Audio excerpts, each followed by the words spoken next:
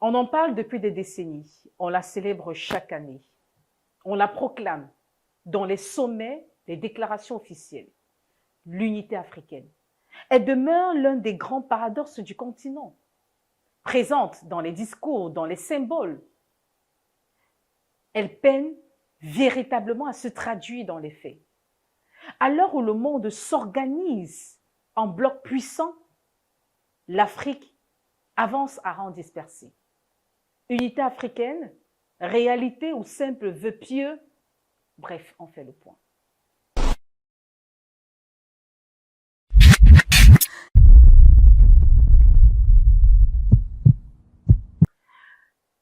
La vérité, c'est qu'il existe bel et bien une aspiration commune, profonde, héritée des pères fondateurs de l'indépendance.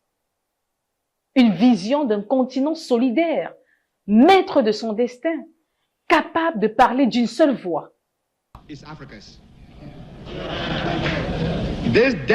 Cette décennie est la décennie de l'indépendance africaine. En avant vers l'indépendance. L'indépendance maintenant. Demain, les États-Unis d'Afrique. Je ne comprends pas que nous n'ayons pas encore une seule armée africaine, que nous n'ayons pas fabriqué une monnaie africaine, que nous n'ayons pas une seule banque centrale africaine. Le racisme, le fantonchisme, gloire, dignité, pouvoir, la patrie ou la mort, la patrie ou la mort. Merci camarades. Les initiatives ne manquent pas. La zone de libre-échange continentale, les projets d'intégration régionale, les démarches de médiation collective. D'ailleurs, les économistes nous saisiront sur l'urgence de la mise en œuvre effective de l'accord portant création de la ZLECAf, un tremplin primordial même pour les États africains afin de construire suffisamment d'amortisseurs et véritablement s'industrialiser. N'oublions surtout pas cette jeunesse qui se reconnaît plus africaine que jamais, qui étudie, entreprend et rêve sur le plan continental. Mais le chemin reste encore long.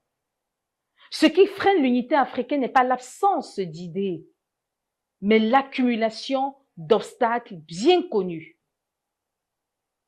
Rivalité politique entre États, certaines économiques trop dépendantes de l'extérieur, des organisations régionales parfois concurrentes au lieu d'être complémentaires. Aucun pays africain ne peut seul affronter les défis du siècle.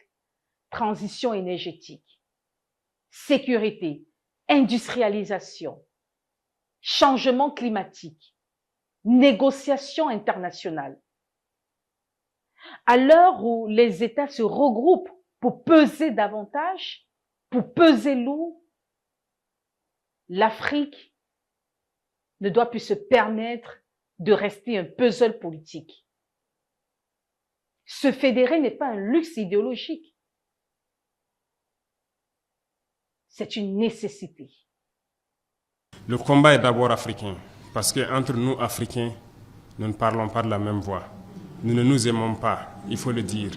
Il faut que nous arrivions à transcender ces barrières que nous nous sommes fixées. Il faut que nous arrivions à nous unir. Et je compte sur vous. C'est la seule chose qui puisse permettre à l'Afrique de prospérer et d'espérer cette indépendance, cette autosuffisance. Une question de survie stratégique.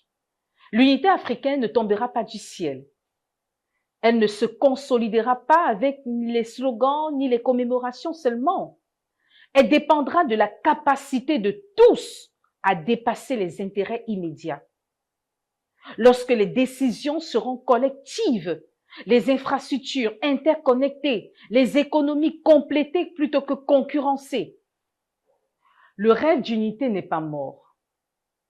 Il n'est non plus pleinement vivant. Entre réalité fragile et vœux pieux, l'Afrique se trouve à la croisée des chemins. Mais si nous, les Africains, nous décidons d'être solidaires, de marcher ensemble, alors l'unité africaine deviendra une force irrésistible. Alors posons-nous les bonnes questions et les réponses feront de nous la voix des sans-voix.